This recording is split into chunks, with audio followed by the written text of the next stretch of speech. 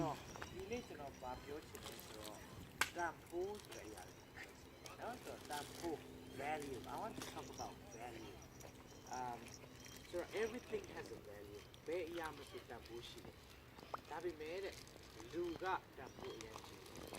human beings are so valuable ဆိုတော့ဒါပေမဲ့အခုပြောပြတန်ဖိုးပဲချိန်မှာပဲရှိတယ် let's say တန်ဖိုးကကျွန်တော်တို့အခုအသက်ရှင်နေချိန်နဲ့တန်ဖိုးရှိတယ် so we are valued because we have something called life အသက်ရှင်နေချိန်နဲ့ value ရှိတယ် so ဥပမာနော်ကျွန်တော်ပြောမယ်အခု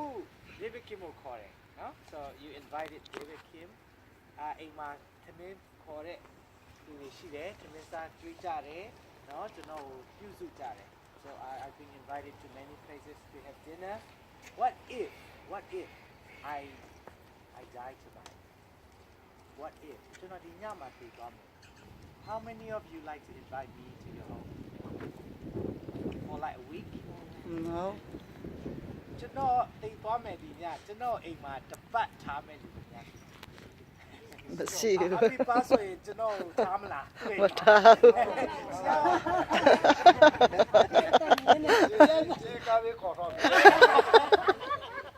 You won't accept me why because I'm not value anymore တန်ဖိုးကပဲချိန်ပဲရှိတယ်အသက်ရှင်လို့တန်ဖိုးရှိတာ amen အသက်မရှင်တဲ့ဟာကိုဘယ်လိုခေါ်လဲဆိုတော့လူမခေါ်တော့မသားလို့ခေါ်တယ် Huh? It's a dead body, corpse. We don't call them human anymore. It's a corpse, dead body. Nobody likes it. အရန်ချစ်တယ်ဆိုတော့ကျွန်တော်မိန်းမကလည်းတပတ်တောင်အတူတူနေအောင်မှာမဟုတ်ဘူးဟုတ်တယ်နော်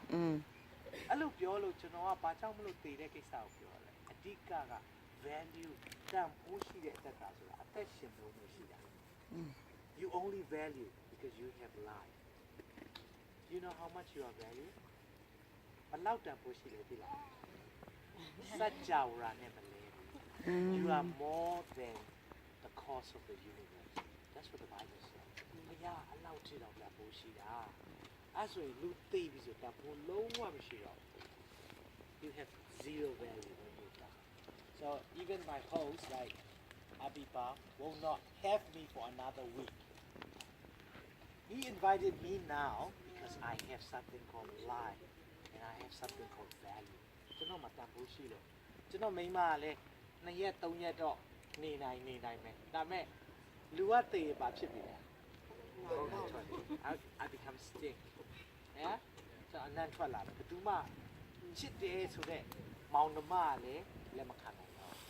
လင်မယားကလည်းမကြိုက်တော့ဘူးသားသမီးတွေကလည်းမကြိုက်တော့ဘူးမိဘဆိုရင်လည်းမကြိုက်တော့ဘူးဘာကြောင့်လဲတန်ဖိုးဆိုတာအသက်ရှင်နေလို့ရှိတယ်ဒါကြောင့်မို့ကျွန်တော်မေးခွန်းတာ My question to you is what do you do with your life ဘဝမှာအဲ့အသက်ရှင်တဲ့တန်ဖိုးရှိတဲ့အချိန်မှာဘာလုပ်ကြလဲအဲ့ဒါစဉ်းစားရအောင်တန်ဖိုးရှိတဲ့အချိန်မှာတည်သွားရင်ဘာမှလုပ်လို့မရတော့ When you die you cannot do anything Now is the time amen Now is the time to live fully ဘဝမှာအသက်ရှင်ဖို့ဒီကောင်းဆုံးဖြစ်တယ်ဒါဆိုရင်အခုအသက်ရှင်တဲ့အချိန်မြန်မာစကားပုံရှိတယ်ကိုယ်တော်လက်ကိုမဆန့်ဘူးဆန့်တော်လက်ကိုမကွေးဘူးလူပါသေးတယ် So the Burmese saying you can die in any moment ဆိုတော့ကျွန်တော်တို့ပဲအချိန်ကိုယ့်အသက်ကိုမပိုင်ဘူးအခုလဲတည်နိုင်တယ်ကျွန်တော်လည်းဒီညတည်သွားနိုင်တယ်မနေ့ဖြစ်လဲတည်သွားနိုင်တယ်ထိုနည်း၎င်းပဲမိတ်ဆွေလည်းဒီညတည်နိုင်တယ်မနေ့ဖြစ်လဲတည်နိုင်တယ်ဒါဆိုရင်တည်တဲ့အကြောင်းဘာကြောင့်ပြောလဲတည်တဲ့အကြောင်းတည်တာလူတိုင်းကကျွန်တော်တို့ပြောတယ်ကျွန်တော်ကတော့ဘာချင်းမှာဒီဒင်ချင်းမှာတောင်ပိုင်းချင်းမှာဟာခါချင်းမှာဖလတ်ချင်းမှာဒါပေမဲ့လူကအမျိုးတစ်မျိုးပဲတည်တာပါပြီတည်မျိုးအားလုံးကအမျိုးတစ်မျိုးပဲလူတိုင်းတည်မျိုး we all gonna die ဒါပေမဲ့အသက်ရှင်တဲ့ချိန်မှာပါလို့အဲ့ဒါကိုစဉ်းစားစိတ်ချင်အဲ့လိုစဉ်းစားမိတဲ့အခါမှာဘာဖြစ်သွားလဲဆိုတော့အရေးမကြီးတာမလုပ်တော့ My life I wasted my time so many years because I didn't know how to value my life so I do things that not important now I am doing things that only very important ကျွန်တော်အခုအသက်ရှင်တဲ့အခါမှာလုပ်တဲ့အလုပ်ကအရေးကြီးဆုံးပဲလုပ်တော့တယ်ဘာလဲအရေးကြီးဆုံးอ่ะဘုရား အတွက် living for Christ is the most important thing. That's what I'm doing now. I don't want to mess around anymore because I can die.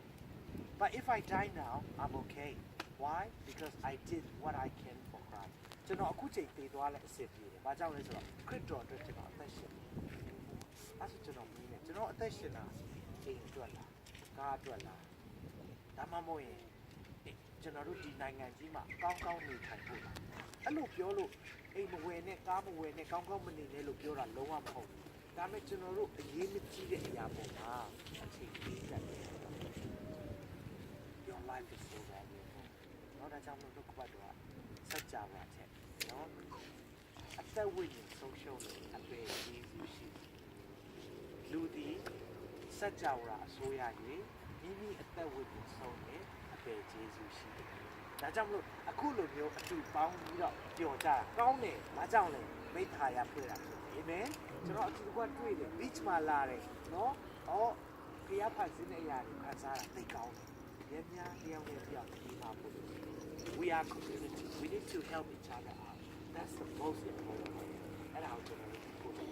အဲကြောင့်မို့ကျွန်တော်ဖျားအတွက်သက်ရှင်တာနော်ဖျားအတွက်သက်ရှင်တာအောင်ဒီကသက်ရှင်တဲ့အခါမှာအရေးမကြီးတဲ့အရာမလုပ်တော့ဘူးအရေးကြီးတဲ့အရာမိသားစုကိုအချိန်ပေးမယ်ဖျားเจ้าနဲ့အချိန်ပေးမယ် community နဲ့အချိန်ပေးမယ်ဖျားရဲ့ကောင်းတဲ့ချီးကိုရဲချီးမှတ်တာဒါကိုကျွန်တော်